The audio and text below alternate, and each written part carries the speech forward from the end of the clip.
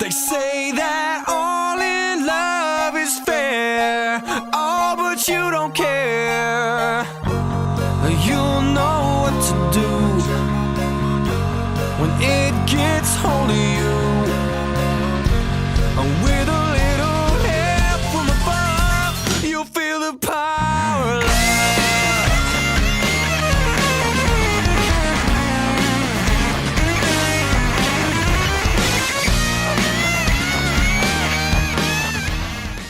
Look, have any of you heard of the army of the 12 monkeys? They paint this, they stencil this on the sides of buildings everywhere. Have you seen this? Mr. Cole. Have you seen this?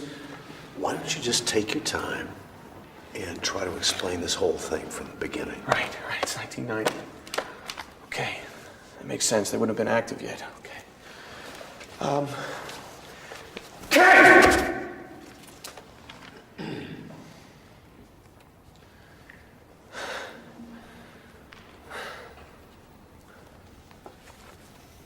5 billion people died in 1996 and 1997. Almost the entire population of the world. Only about 1% of us survived. Are you going to save us, Mr. Cole? How can I save you? This already happened. I can't save you. Nobody can. I am simply trying to gather information to help the people in the present trace the path of the virus. We're not in the present now, Mr. Cole? No. 1990 is the past. This already happened. That's what I'm trying to... Mr. Cole, you believe 1996 is the present then? Is that it? No, 1996 is the past too. Listen to me. What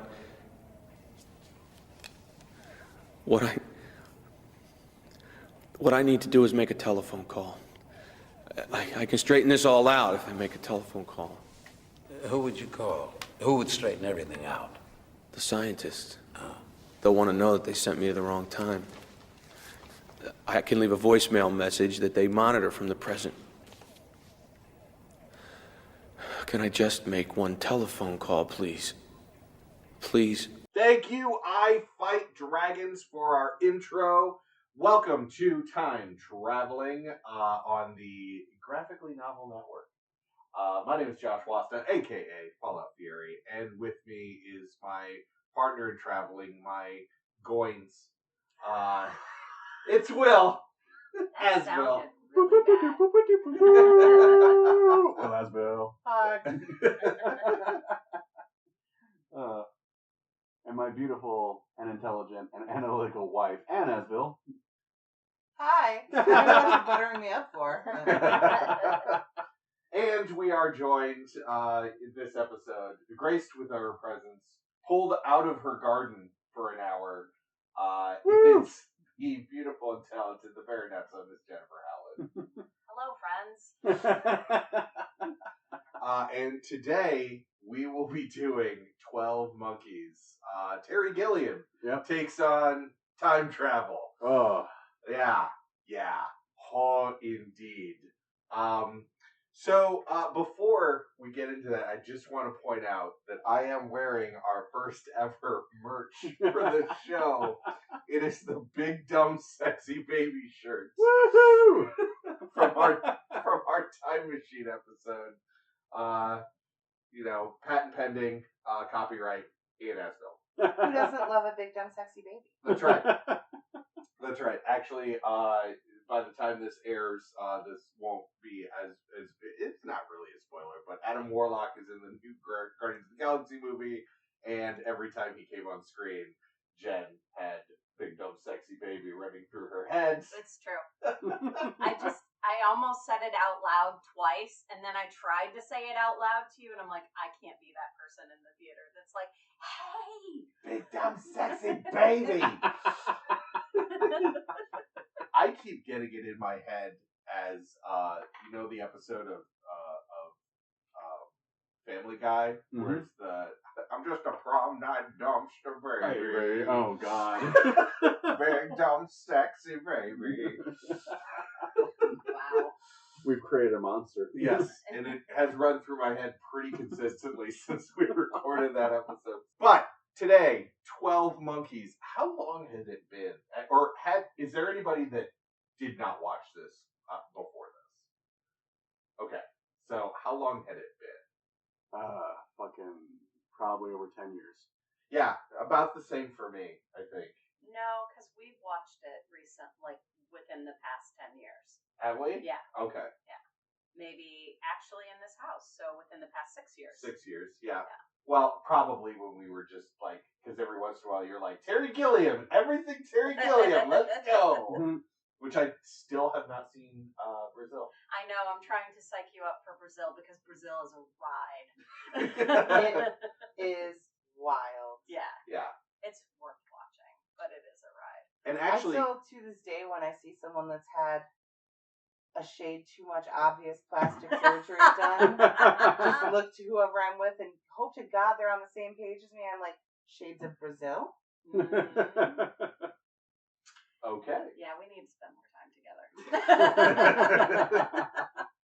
I am more than okay with that.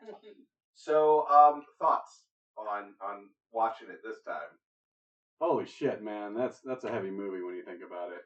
Yes, and we're going to get into that because there are questions upon questions, Yeah. and Terry Gilliam on purpose wanted to leave them unanswered. Right.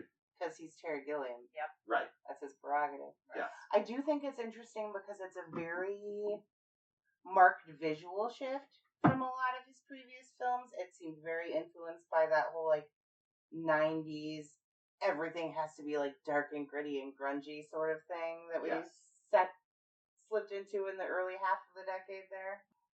Yes, absolutely. This actually, so my sister is 6 years younger than I am. And we would watch horror movies together and things like that. And this is another movie that the two of us were like, yes. Like, my brother, who is 3 years younger than me, would have nothing to do with horror movies or anything like that. Like, I tried to watch it with him, the miniseries, when it was on. And he left, he bounced after Georgie, at the very beginning. My sister, who at that point, God, we watched it when I was 12, so she would have been 6, was like, hell yeah, let's watch this. And loved it. But she actually, for my birthday one year, got me the DVD copy of 12 Monkeys when it came out. Nice. And so, yeah, that was a movie that we watched together. And I don't think I was ready for it because I'm picking up stuff now that I was never ever would pick up when I was in my teens. Right. So many different fucking layers. But we haven't gotten to you, Jen. So this viewing, did you pick up anything new? Did you? This was probably my 4th or 5th viewing of this movie. But before we had watched it together a couple of times, it had been a long time since I had seen it. So I would say I probably was watching it with a little more of an eye to look for stuff. And I do feel like I picked up a few things, rather than watching it for entertainment, I was watching it for critique. Yeah. Well, and there are so many things, I don't think I really zoned in on the whole is he crazy or is he actually time traveling aspect before. That kind of went over my head the first time, or the first few times, when I was younger. But this time I was like, oh, yeah, okay. I don't think I picked up on the unreliable narrator aspect until I was into my 20s and saw it, and I was like, yeah. That makes so much more sense, because I took it as much more straightforward. I was just like, well, he says he's time traveling. He's time traveling. Right. Because you're a kid. Right. And it actually isn't until the guy hands him the gun in the airport, his cellmate, Jose, hands him the gun in the airport, that I'm like, okay. There's no way he could have gotten that gun otherwise. So that obviously he is time traveling now. Well, it wasn't. My question was how do you make her Riley? Yes.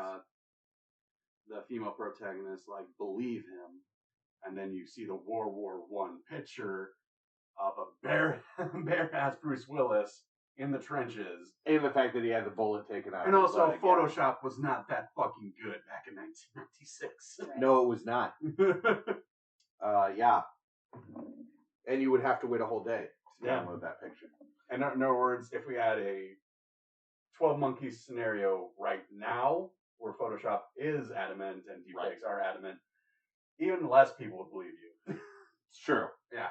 Yeah. All deepfakes, all of that. It makes it really difficult to use that as provenance. I'm a time travel. Oh, okay. How do you got that? I got this picture of me from this time. Yeah, I can do that too. I do that on my phone and turn it into a meme. I've got an algorithm for that now. That's right. Put me in time travel.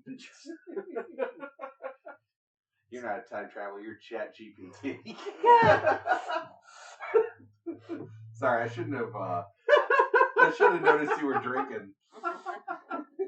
Do not do spit take on expensive equipment. Yeah, well, expensive in italics. Air quotes. Air quotes. Yeah, Italics would be stressing that it is. that's true. Sorry. That's It's just who what I you're am. here for. Yeah. Yep. So yeah, the other part of that I picked up on was the moment that he starts to lose his faith in what is actually going on is when the psychiatrist starts to like believe, and so like there's this balance act throughout the movie that I also didn't pick up on. You know, at first I was just like, oh good, now she believes it, now they can move on. Like, you know, I kind of. But if she believes him, then they don't know the source of the virus, then they have to get the fuck out of there and enjoy the time they have left then. Right. Yes. And that doesn't go well. Right. And that leads to my question on, is this a time travel movie, or is this really a time loop movie with time travel in it? Mm-hmm. So there's this one last particular scene where it's the young James looking up the sky again, and it's the plane where the scientist with the virus and the scientist from the future are on the same plane. Which I never remembered that scene. I like watching it this time. I was like, was that scene always in there? Because I never remembered the scientist from the future being there as the insurance policy. And I just consider it as, wait, were they just using Jose and James Cole as the testing groups before they actually sent a certified, qualified person to collect samples from the past to get the original strain of the virus, take it back to 2035, and then fix the future? Right. Because I'm going to assume that James, the young James looking up the sky, is eventually the idea of him having to sacrifice. So everybody in 2035 can actually return to the surface. Right. Which I would say is an argument for it being a time loop movie, because you have that paradox of time travel in general. You can't change the past. Right. You can't, because otherwise, then you get to the future. There's no impetus to go back.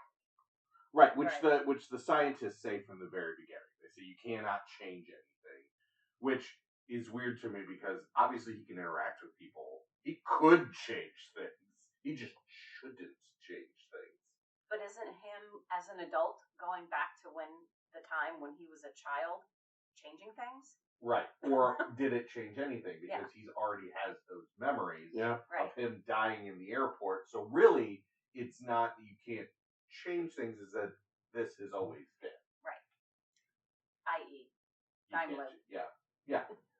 But my random thought is, after the end results of the loop, young James getting older, old James getting sent back multiple times and bad transcription issues.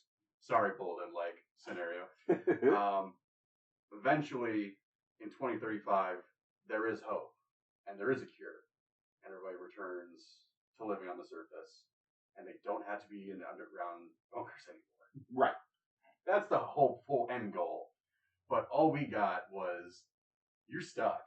In this particular universe, in this particular timeline, for these people, they're fucked. Yes. Right.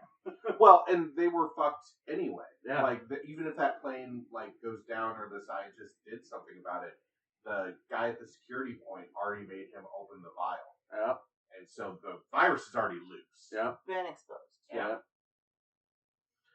So yeah, I am leaning more towards it would be a time loop if the person realized they were in a time loop, which by the time he realizes he's in a time loop, he's about to die. Right. Like he's seconds away from death because he sees his younger self. So I would say this is just an unfortunate consequence of time travel. Yeah. But this movie actually was based on a French short movie called Le Jet, which is a 26-minute movie mostly done with old photographs. Stills. Wow. Yeah. Stills of World War III. Oh. Yeah. So I imagine you've seen it. I haven't. I know Okay. about it though. Okay. But yeah, so it's like basically an experiment of memory with a guy, and they're showing him still photographs of World War III, trying to jog his memory. Basically. Oh, wow. And much the same. There's time travel involved that loops into the guy's own death. Huh. So a producer saw that movie and went, "Hey, Universal, I want to make this as a feature film," and was shocked when Universal was like, "Yeah, sure." And then Terry Gilliam was attached. Terry Gilliam was like, "There's no way that Universal's going to make this."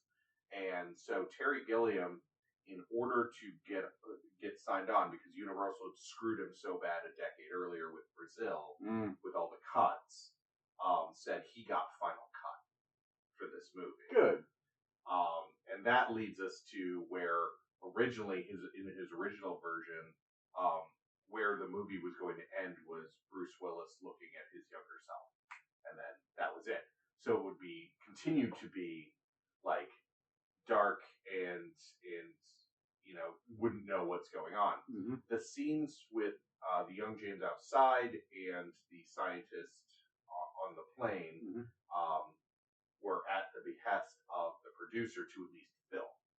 He was like, "Well, film it, see what you think about it." And Terry Gilliam actually was like, "Okay, like these are really good." So ended up putting them in the movie. But the original thought that Gilliam had was Bruce Willis dies and that's the end of the movie because you have followed your character to his death. Yep. And it's heavy, man. Yeah. Yeah. And we haven't even talked about Brad Pitt's character yet. Oh yeah. All the performances are Yes. probably some of the best performances that have ever been drawn out of them. Period. A lot of subtlety. Just Considering that originally Gilliam wanted Nick Cage in Brad Pitt's role. Too much. that would have been so much. He would have eaten the scenery off. Yeah. Yeah, I think that Brad Pitt did a great job with that role. And prepared him to do Fight Club. Well, and yeah, this is just one of those roles that Brad Pitt's one of those actors that like either he's phoning it in or he pulls something out of nowhere. Yeah. And you're like, what? Yeah. Yeah, and actually he signed on for this movie before Legends of the Fallen Interview with the Vampire hit. Wow. So he got paid little money. Oh. That's okay though. Yeah. Because this was a really good. I think that this was a really good movie for him to be attached to, no matter what his payroll was. I think that it was Terry Gilliam, and then this movie was huge, and he had a decent role in the movie. Yep. And it was very critically successful, so he got a lot of additional gravitas from that. He got Oscar nominated. Yeah. Yep. For this. Amusingly, so did Angelina Jolie in a role where she was also playing a crazy person. I don't remember what it was, but Gia? Girl Sense Interrupted. For the time. maybe Girl Interrupted. I don't know. Was a Girl Interrupted later? Hold on. Because Shout out to Jason Taylor. Newly married Jason Taylor. We're getting out the D. I'm getting for out you. the D. Hold on. Pulling out the D. The D? IMDb. IMDb. Okay. Yeah. Our many time guest on Graphically novel, Jason Taylor, started referring to it as the D. And at first we were like, Love it. no, absolutely not. And then we adopted it. So what year are we looking for here? I don't know, just check Angelina Jolie. Well, 99 is Girl Interrupted. Okay. I believe. I think that has to be it. Maybe? There's no way any of her previous. I mean, she Right? played unstable characters for most of the beginning of her career, but none of them were to the level of Oscar nominations. Right. And I don't think it was the same year. I think it was just a part of Okay, IMDb trivia. I just need to go. Let's do this the other way. Go by earliest. There we go. So, while she looks that up, one of the other things that got on the D that I find hilarious is Gilliam wanted to pull a performance out of Brad Pitt that he didn't think he had in him, and gave him like coaches and all sorts of other things. But at the end of the day, all he did was take away Brad Pitt's cigarettes. Oh, that'll do it. So Brad Pitt is Nick Fitting Oh, throughout that every makes sense. scene, which That does makes so much sense. right. Yeah. Having been there, I'm like, oh yeah, all right. Gotta get that monkey off your back. Yeah, so interesting. She was in a crap ton of music videos in the early 90s. Like everyone from the Rolling Stones to the Lemonheads to Meatloaf, Widespread Panic. Really Wow. weird. Yeah, That's wild. probably. So looking towards the end of the 90s, It has to be Girl Interrupted. Pushing Tin, she was in. I don't know Yeah, how. that movie The did Bone not. Collector.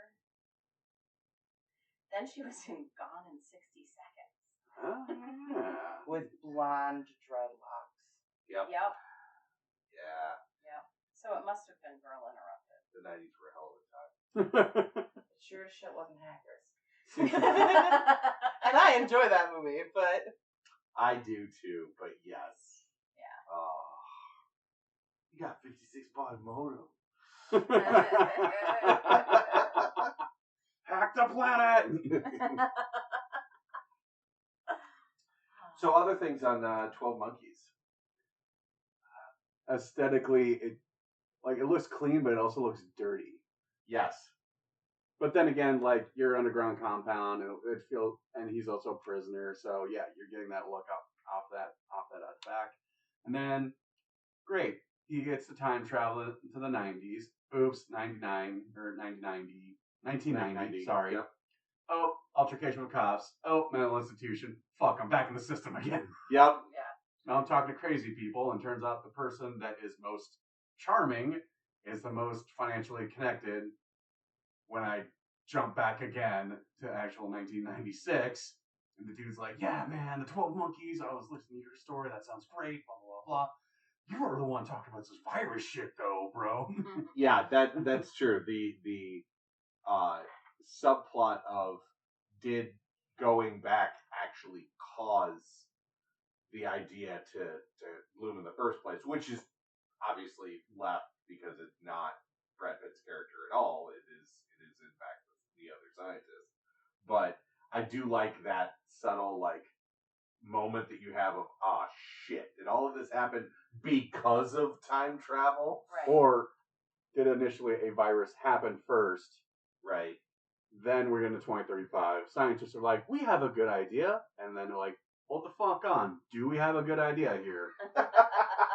Because this is time travel. Right. I know we're trying to get out of the bunkers, but maybe we just need to do research before we throw a man into space and rip reality a new one.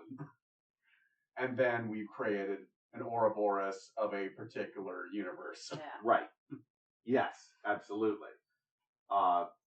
Because for one person's life, he's just going to be in that Constant recycle. That constant recycle. For everybody else, we get to go on. Yep. One way or another. Yeah, this movie is such a mindfuck when you start to really start to analyze it. it is. Yeah. I also think it's one of Gilliam's strongest pieces of work, just as an all around level. And I'm a fan, period. Even the batshit crazy, like, I like Time Bandits. I'm not picky. But- Adventures of Baron Munchausen Oh, is one of yeah. my So favorites. good. It is. It's so entertaining. A rose for the beautiful lady. But all of the decisions that are made, from the small camera decisions to the performance decisions, just wound up into a beautiful piece where all the Dutch angle shots in the mental institution Right. to lend to that idea of subjective reality Everything and is instability. off. Yeah. Just Just a little. slightly off kilter. Yeah. It works so well within the context of the Yeah, film. lots of flat lenses used to kind of like still be filming what's going on, but just give you that sense of something is off in a very subtle way. Also, you know how we had the Blair Witch Project and it was all the super, like, jaunty camera? Yeah. This was before that, especially with the travel shots Mm-hmm. in the mental institution where they're doing the shots. Whoever the shooting director The just DP, did a great job there. Because if you do it too abruptly or too fast, you're gonna people like, I'm getting No, vertigo. it's smooth. Yeah, Yeah. I agree. While also giving you that unsettled feeling Yup. because it's supposed to. Like, and in fact, what I noticed was upon this viewing was the most stable and like matter of fact shots are all in the future, Mm-hmm. which is weird because like the shots in the past, air quotes, 90 and 96,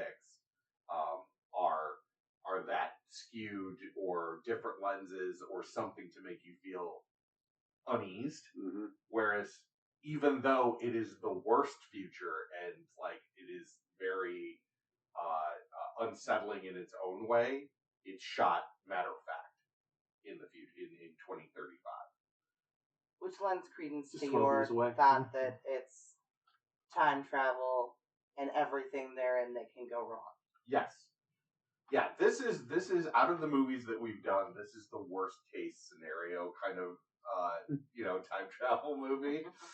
Which I think makes it a little more realistic because it explores, like, yeah, that's a great thought and everything, but what happens when this? Yeah, absolutely.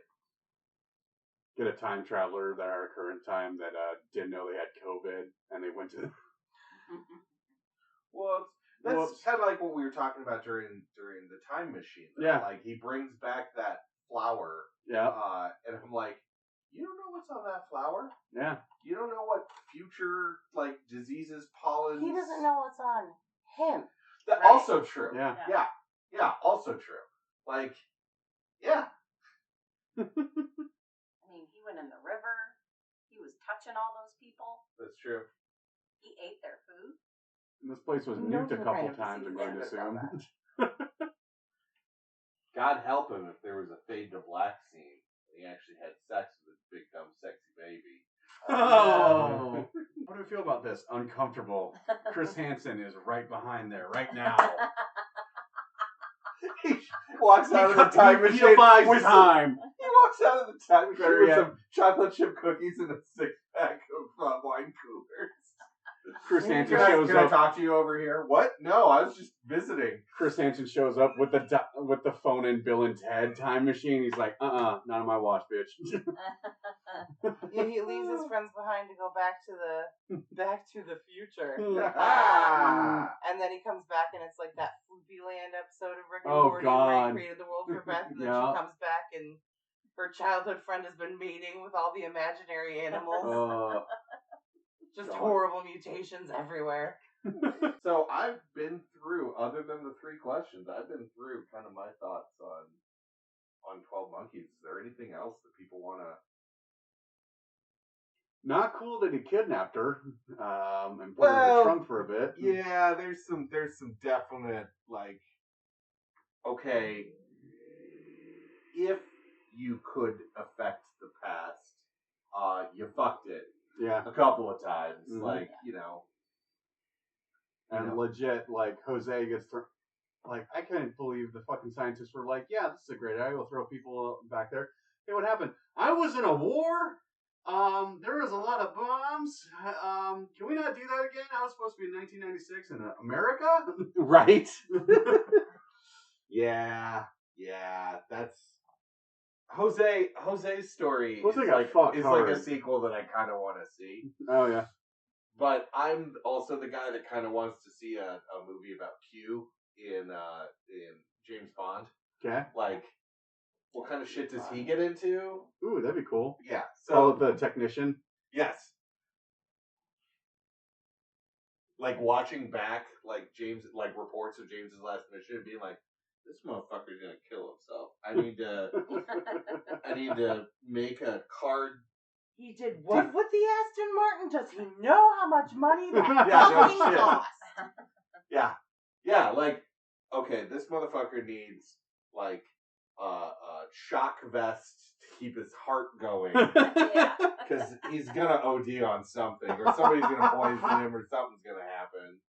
He keeps having all of this unprotected sex with all these bitches. Yeah, That's gonna come back to bite him. A, vasectomy. B, really, there's an inner lining of his dick that's just a condom. A Mambo No. 5 song, but it's like Put in a Bond, gland to James produce Bond listing off all the spermicide, women he's been with. A little bit of octopussy in my life. Little bit of Christmas, what I need. Yeah, God. Christmas comes twice this year. Plenty O'Toole. I was like, really? Yeah. Oh, yeah. This is cringy. You realize this was written by a cis white British man in the 40s, right? Yeah, but then they took the concept and they converted it into all these great. We're talking about Bond franchise, but it's fair. But then they're like, we'll make all these cringeworthy names for all these women that are supposed to be just like things in this universe, in the Bond universe, and not actual people. Yeah. And he rarely, if ever, asked for consent from what I was getting with a lot of the James Bond's He movies. just sort of like goes for He it. just shows up.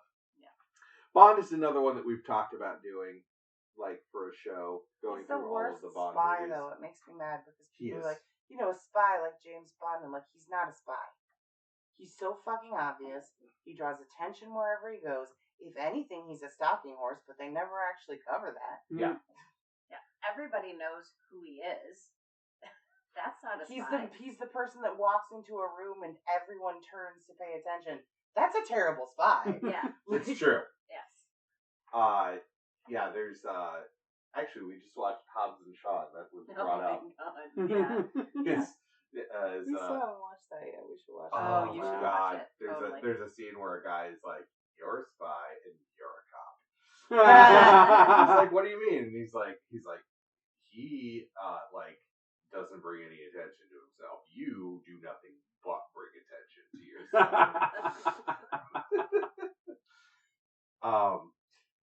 But yeah, back to 12 Monkeys. Gilliam's original thoughts were that Nick Nolte was going to play Cole and Jeff Bridges was going to play Goins. I'm Jesus so Christ. glad that the casting ended up going the way it was going. Yeah. That was a universal decision. They were like, nah. And in fact, in order for him to get final cut, the studio said, "Fine, then you have to cast Bruce Willis, who was big at the time." Yeah. Huge at the time, yeah. My mom had such a big crush on him. I had a friend that had a huge crush on him, and to the extent that he went to see him perform in his band when he came to Chicago. Ooh. Yeah. I was unaware that he considered himself a musician. Have you not seen Hudson Hawk? No, it was Bruno. I And have. I blocked that out for my own protection. It's Yeah. erased from my God, memory. what Yes, was it the whole called? Bruno thing. No, Bruno and the Moonlighters, maybe even worse, because it's a throwback to the TV series Yeah. with Sybil Shepherd. Oh. Yup. Oh, Bruce. Yeah, I don't remember. Let me see. Could be swinging on a star. I will never apologize for fucking loving Hudson Hawk. Oh my God, I love Hudson Hawk so much. But he sings in it all the time. Nothing wrong with that. I mean, it's kinda. It's just a scotch above like the Naked Gun kind of Yeah, it's kind true. of feel to it. Yeah. People that had albums. Bruce Willis, Eddie Murphy had an album, a music album. Oh my god. So the band name was the Accelerators, and he went by Bruno Radolini Smooth in the band. Sir. This is a Wendy's. Sir, no.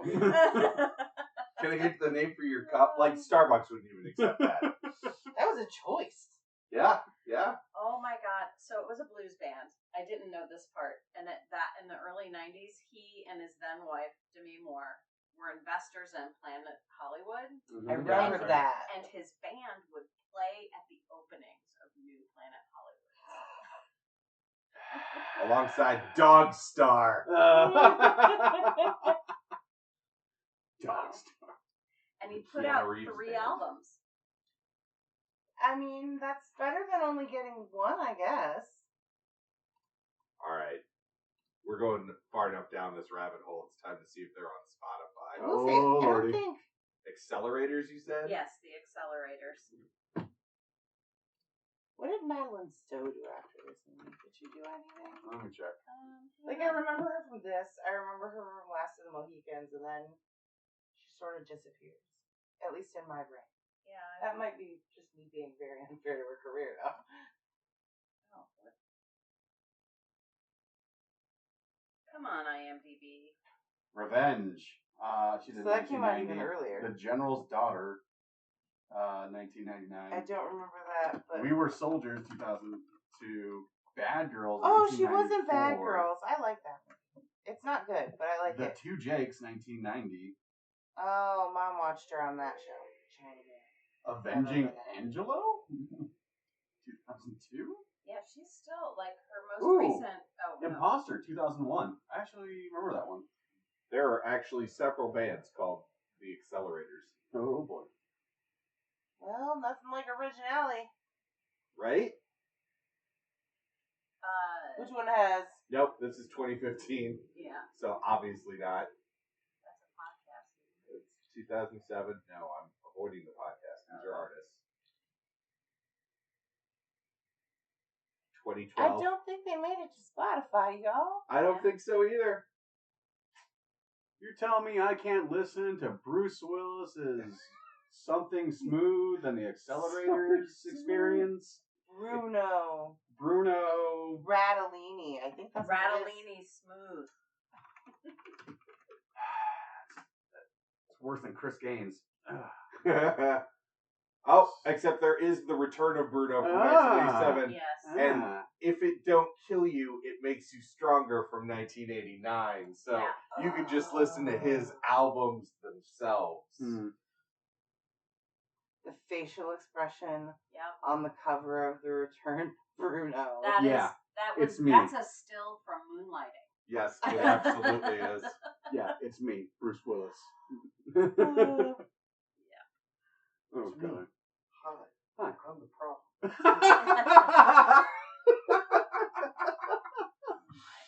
God damn it! Now I need to talk about the Taylor Swift album, but that's gonna be after recording. Listen, I talk about Tay-Tay all day. I even got some rosé to talk about Tay-Tay all day. Oh, you got the rosé to talk about Tay-Tay all day? Okay. Yes, I can do yes and. Anne's look is just like straight I like divorce. Like the new I album didn't she enjoy dropped that. is fucking fire. Yeah. The beats are fucking sick. It's true. That's not what we're talking Sorry. It's true. Monkeys. 12 monkeys. 12 of them. Turns out the 12 Monkeys group, we just wanted to release some animals. Yes, and lock his father up in a cage. Don't we all want to lock our father up in a cage every I once in a don't. while? I want to lock my mother up in a cage. Ah, gotcha. Well, I mean, about. I don't care to lock any of my I don't- family up in a cage. I don't want to talk about that. Despite all her rage, she's still just a Puerto Rican woman in a cage.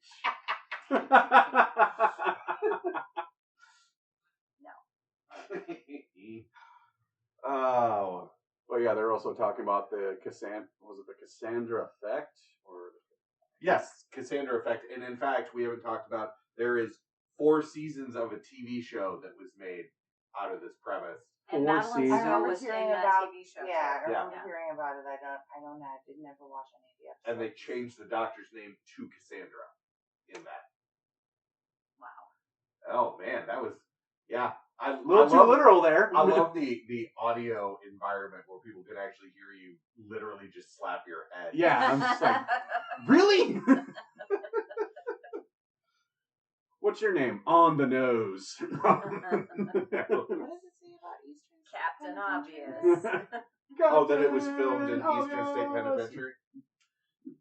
I didn't realize that they filmed in Eastern State Pen. Yep. Yeah. I wonder if they had any weird experiences on set because that prison is notoriously haunted. I don't know. And But this, yeah, they talk about how there was an escape attempt and it ended quickly. But in real life, many people escaped from that prison. So many Oh. people. another thing, and it's either unintentional or intentional. This movie, even though it's about time travel, it's bringing up, the mental health situation that was going on in 1995. So there, it's in the 1996 scenes. It's talking about Cassandra, Yeah. the Greek mythological figure. Yeah. But yes, like, you didn't mean Reagan just being like, just close all of the asylums and the crazy Underfund them and Crazy people just overstock go away. 'em and people. It's fine. Reagan had so Give me many some good jelly ideas, beans. y'all. Yeah, Reaganomics. Fuck They this were. Well, country. I'm going to tell you it happened after he was president, too. It Well, happened yes. in the 90s where You mean funding where we just dropped. re-elected Yeah. his Yeah. vice president Yep. to be the president? Yeah. Because I remember living in a neighborhood where there was a facility and they had to close their doors, and they essentially gave all the residents a bag with a change of clothes, a sandwich, Jesus. bus tokens, and $20, and put them on the streets. Yeah, that'll set him up for future success. Yep. Well, I mean, they didn't. I mean, that was going above and beyond. They didn't 'cause have anything. They didn't They have did anything else everything they they could do. Right. Yeah, so I don't blame the facility. I blame Right. the government, because that's what we always blame. Well, because they're to fairness, blame. Right. they're to blame. Right? They like to distract from that, but Damn it. And also, since, God fucking damn, these scientists, a bunch of dumbasses are like, hey, let's send a person that's already has, like, a violent history here, and I'm not sure if they know about him seeing himself getting gunned down or not. No. But they know he's got a history of violence. Yeah, let's send that guy with history of violence into the past and see how that works out for us for research data. Right? Oh, you're very observant, Mr. Cole. Is he? Thanks for eating a spider. insects are a good source of protein. Wasn't But exactly technically what he spiders was. aren't insects. Right. Ugh. But honestly, if you took the same concept and you made this an anime, it'd work too. I mean, It's a yes. real fucking mindfuck. I probably wouldn't watch it. Yeah. But yes. You don't need to make everything an anime.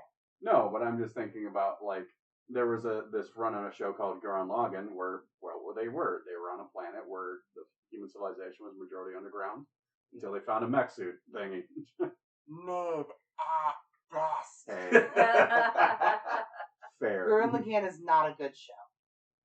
It's an okay show. Do you want anime hate? That's how we get anime hate. Oh, no, They I'm can right bring here. it on, Oh, and okay. I I'm will right here. fucking Okay. fight them over Gurren Lagann being a Alright. mid-show at best. All right. And I like anime. Also, I don't know who the fuck said Demon Slayer Season 2 was mid, but they need to get their head checked. We're not here to talk about that. We'll watch that later. All right. Although, if you do enjoy anime, they are doing the Swordsmith Village arc now. Yeah. It's a good shit. Yeah. The fight scenes are. I can't do 99.9% of anime, and I worked for Bandai. Ah, that's fair. So, yeah, I just can't. But, all right. Well, let's hit the three questions. First, let's talk about the science of time travel in this. We don't actually ever see what the science is. Yeah, they just put him You in, see like... sort of a machine that also sort of looks like the CT machine that's seen when they're doing the CT in the hospital, but that's about it. Yeah. They're like, it's a machine. Right. It's not very accurate. It's like a fax machine. It'll get you somewhere. We're aiming for 1996. You either land in 1990 or World War II. Maybe it's And a different 1990, maybe it's continent. 1919. Who knows? Right. So they have to figure out their longitudes and latitudes, and obviously, Yes. like, get the points Right. optimized. Right. They do a couple test fires. God damn it! Who picked up the phone? I had to explain to somebody what dial-up was recently, and I explained it's like, imagine you stabbed a robot. Yes. That's the sound. So yeah, science is non-existent, really. Yeah. How fun is the movie? Kind of a downer, but it's like it makes you think. It is enjoyable. Yes. I will say it is an enjoyable movie. You know, Yeah. Fun's not the word, but it's definitely an experience, and it keeps you invested. yes. For keeping me invested, I would put it above The Time Machine. For sure. Probably below Back to the Future. Like, don't watch this and then go to sleep. Like, watch this. Don't let your mind process this in your subconscious. Yeah. Watch this early, then do like a Pixar movie as a palate cleanser, so you get a better sleep. Yeah, play some video games. Yeah. I would maybe put it higher on the engaging scale than Back to the Future. I think it's more engaging. Enjoyability is going to go to Back to the Future because, God, it's nice to have a little levity. Yeah. Yeah. Which we will eventually get to when we do Bill and Ted as the finale of this journey. The most levity. Now, Yeah. see, for enjoyability, I would put this at the top. I am not a fan of Back to the Future. It's schlocky to me, and it's for me. I prefer dark and gritty. That's enjoyable for me, so I put this at the top. Yeah, and our next show is going to be the Butterfly Effect. So we have really kind of just put the two. Oh, we're getting schlocky, folks. Well, we're getting dark too. Yeah. It's dark schlocky. I It's have the never worst. seen it. Okay, Woo! excellent. Yeah. I will admit, being fully forthcoming, that I have an unreasonable and inexplicable grudge against Ashton Kutcher. So, like, I am set to dislike this movie no matter what, and Did you I grow up did near when I was Amana? a kid. Yeah, no. Oh, okay. Because I actually know people that grew up in Amana and grew up with Ashton Kutcher, and we're like, fuck that guy. Then I stand by my assessment. Yeah. Whereas Elijah Wood grew up in Cedar Rapids, and he's a wonderful. Everyone loves Elijah Wood. Come on. I don't know why everyone looked at me when you said that. I'm like, I don't care. Ashton Kutcher, Elijah Wood, whatever. Well, he was in what was the holistic detective? Yes, I Dirk did. Gently's Yes. Holistic Detective Agency. Loved that series. And it was as enjoyable as the books, which I have never experienced in any Douglas Adams content before, because I went into it very leery.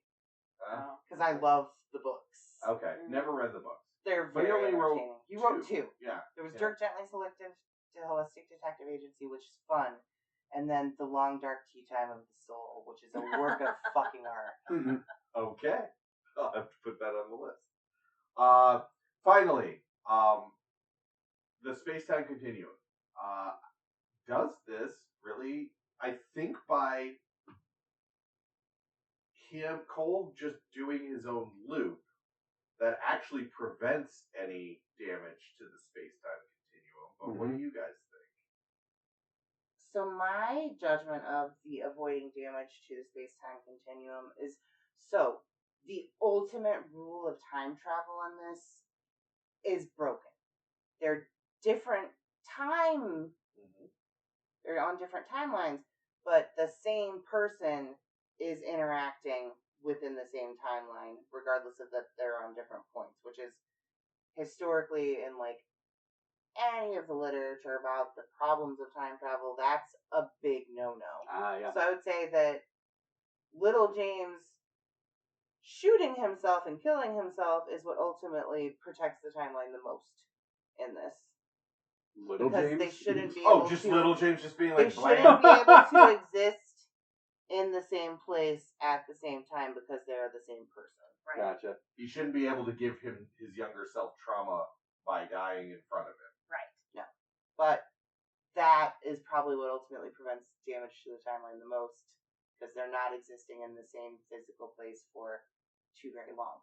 Right. It's not like Jennifer seeing her older self and fainting, or Doc Brown having an entire conversation with himself. Mm-hmm. It would have been better if, like, James. So this is just observational here. Trauma doesn't define all of us, but honestly, if you have a bad experience in something, you're probably going to avoid it in the future. So if a young kid sees somebody gets gunned down in an airport, would your older self want to be in an airport any time in the future? I know I wouldn't. I'd be like, Especially if you're still dreaming about it. hey, there's a virus, blah, blah, blah, blah, blah. Let's take the bus. Bus is an option. Let's just take a bus. But then again, they're probably trying to avoid the cops because he's, Right. on the loop, Wanted. Yeah. Playing against Dead your or brain. alive. Well, his older self is dead. His younger Yep, self yep, is yep. alive. So, both dead and alive. Or maybe You just exposed me to Bon Jovi and made another person expose me to Bon Jovi. I made you feel bad. What if it was Brown Jovi? Yeah, there you go. Just Oh. Or maybe because we have both a young version of James and an older version of James occupying near the same space, the universe is like, this needs to course correct. Or the scientists from 2035 are like, oh, you got rid of your tracking thing. Send Jose with a gun. Yes. Right. Which is really what happened. And he's like, oh, I have gun? I could shoot person. This solved problem, right? No. No, it does not. He could have just chilled out. He could have been like, no thanks, Jose. What? Which again. no way, Jose. sorry. Excellent. Yeah, and that whole part to me, because the scientist said you can't really change anything, but they send Jose with a gun. Yeah. They're like, go shoot the guy that's going to have the virus. But what? Yeah. But no? So did they always send him? Right. Did they always intend to kill him? It might have been the scientists just fucking making chess moves because, they've got control of the systems. They've got control of time travel stuff. And they've sent I mean, Jose, in the Vegas sense. James, and God knows how many other people in the past to figure this stuff out. And they're Right. like, now we've got lady scientist from 2035 hanging out with his main scientist on the plane. So they have control. Yeah, and again, the virus has already been released at that It's already out. Right. So, even if Bruce Willis shoots him, it doesn't change anything. Right? Yeah, this movie's such a mind fuck. Yeah. But And in the end, no one really gets what they want. yes. They don't get samples. So Well, the scientists may have gotten a sample. Maybe. We don't know. Yeah, it's open-ended at that point. Right. Like, they're probably leaving maybe for a sequel or maybe for some kind of book sequel. it wouldn't have been for a But sequel. it Terry would've- Gilliam doesn't operate like It would that. have been diminishing return, let's be honest. Yeah. Like, Yeah. how can you follow up from that? It's kind of a down note. It's a film noir scenario. I don't know. The more we talk about it, the more I wish that Terry Gilliam had gotten his way. And I was the going to say, I think movie- that original ending Yeah, and ending it at the death sounds better and better the more I Yeah. think about it. yeah. Because the actual ending is what a producer would want for American audiences who have to have some sort of They have to have some Absolutely. closure. And, even if it's not a happy ending, they've got to have an ending. Mm-hmm. That they can say, oh, and then this happened, instead of I don't know what happened. It's like, that's like my main bitch about the whole Squid Game thing and them doing a season 2 and that. I'm like, no. This doesn't happen in K-dramas.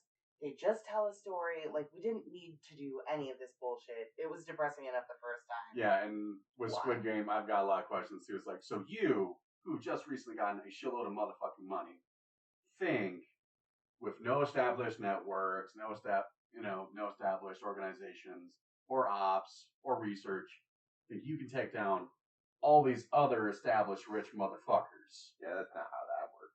Good luck. Yeah. I just think greed and traditional expectations can ruin the ability to tell a perfectly good and complete story Yeah, right. in a lot of ways. Yeah, no, I mean, going back to anime, I will say that Cowboy Bebop being what it was, 25 episodes in a movie, perfect. That's all we Yeah. needed. Yep. Want to watch more One Piece? No. Micah is still trying to convince me, my 13-year-old nephew, that I need to watch One Piece and catch up with him. And I was like, listen, I am not watching 900 episodes of anything. One Piece No. was one of the animes I had to watch to make a collectible card game I'm so for sorry. Bandai. One Piece, Zatch Bell, Teen Titans, the original one. Nice. That was That's good. fun. Gundam. Hell yeah. I'm not. What was the last? Oh, a shit ton of Digimon. That sounds about right. A lot of Digimon. We'll make a card game out of it. Okay. Pretty sure I expressed all of my opinions on all of those animes just by my facial expression, which was largely ick. Yeah. While I stared off into the middle distance, Right. thinking about sandwiches. I don't know. Plants. Sandwiches are good. Sandwiches are really good. I know. I have an idea. Let's have sandwiches. Okay. So that covers fun, science, That's our three. and And what they did space time. to the space-time Continuum. continuum. In a localized area, it looks like they fucked it, but then eventually, I guess it heals itself. I think it just doesn't really have ultimately any effect. 'Cause we It's don't just a waste know- of a lot of time and effort and years spent trying to escape mental institutions. So Jen has said that she hasn't seen the Butterfly Effect, which is our next. Mhm. Have you guys seen it? Yes. I have seen it in bits and pieces because my friends liked it, and so I proceeded to get drunk and verbally abusive towards the television. I will not do that this time, and will watch with a critical eye. Stay sober. I will recommend the director's cut. Okay. And we'll go over reasons why in the actual episode. Because the director's cut has what I think is the greatest ending of a time travel movie. Okay. Oh no! Oh no! I remember this. They include that in the cut. Yeah, Fuck they me. sure do. I heard about that. I'm intrigued. Yeah. I'm not Awesome. gonna mention it here. So until that discussion, Yeah. everybody tune in next time when we will be doing the Butterfly Effect. And take it away, I Fight Dragons.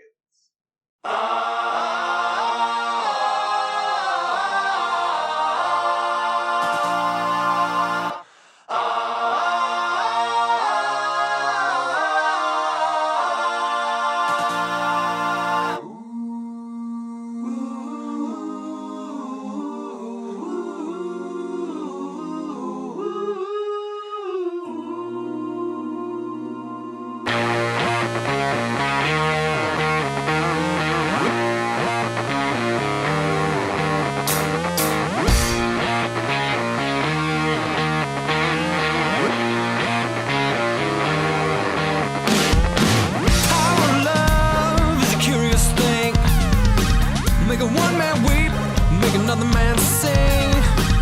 Changing a heart to a little white dove. More than a feeling, that's the power of love.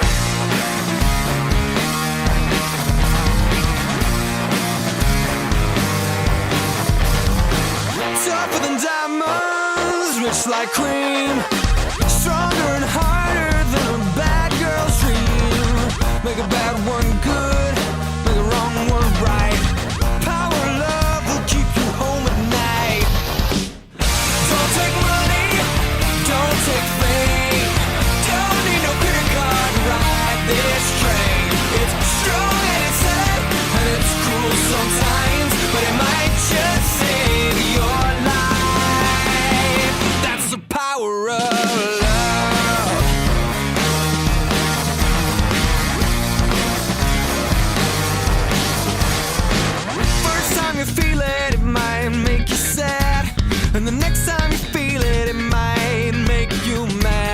But you'll be glad, baby, when you found that's the power makes the world go round. Don't take money, don't take fame, don't need no credit card to ride this train. It's strong and it's sad and it's cruel sometimes, but it might just save your life. They say that all in love is fair, oh, but you don't care. You'll know what to do when it gets hold of you. With a little help from above, you'll feel the power.